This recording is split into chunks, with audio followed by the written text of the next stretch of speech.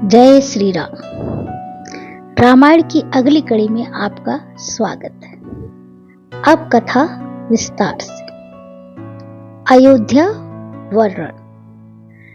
महर्षि वाल्मीकि जी ने अयोध्या का विस्तार से वर्णन किया है। रामायण के 5वें सर्ग में अयोध्या का वर्णन है। रामायण के अनुसार अयोध्या को शूर के पुत्र मनु ने वसाया था। यह कौशल राज्य की राजधानी थी। दुनिया की सबसे भव्य और महान नगरी। यह सरयू नदी के तट पर स्थित संतुष्ट जनों से पूर्ण, धन धान्य से भरा एक बहुत बड़ा देश था। अयोध्या 12 योजन लंबी और 3 योजन चौड़ी थी। वाल्मीकि जी कहते हैं कि इसकी सड़कों पर रोजाना जल छिड़का जाता था और फूल बिछाए जाते थे। इस पुरी में बड़े बड़े द्वार, बाजार, अस्त्र शस्त्र और यंत्र मौजूद थे। वाल्मीकि जी तो यहां तक कहते हैं कि यहाँ के कुओं में जल ऐसा था मानो जैसे कुओं में गन्ने का रस घुला हुआ हो।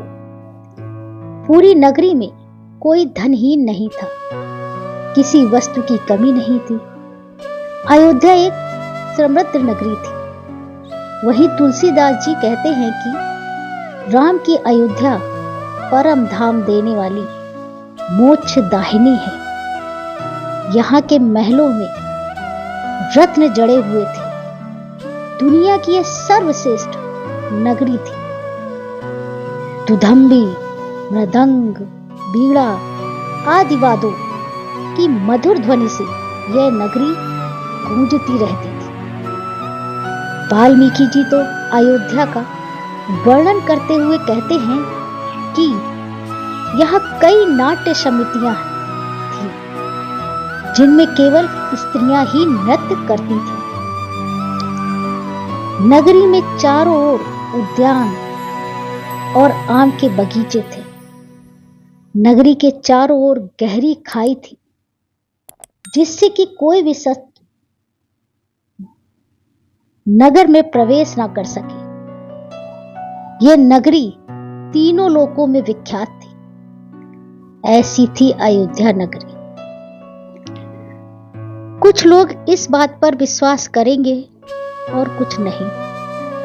कुछ लोग इसे कल्पना मात्र ही समझेंगे, पर यह एक इतिहास है। इतिहास यानी कि ऐसा ही हुआ था। आगे की कड़ी में हम जानेंगे कि यहाँ का राजा और प्रजा कैसी थी। जय श्री राम।